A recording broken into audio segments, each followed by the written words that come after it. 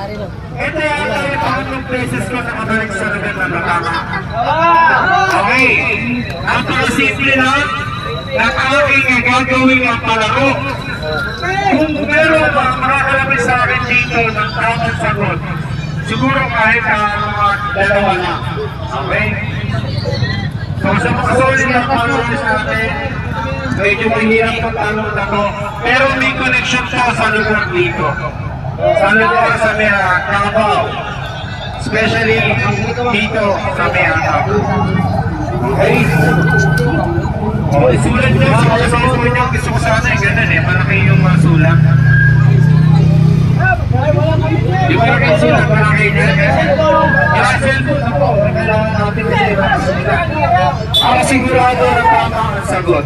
Okay? Kaya natin tayo sa tama. Ano?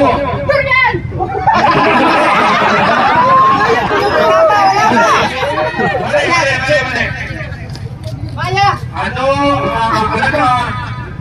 in connection dito sa lugar dito? Dahil dito nagmula itong tatanong ko.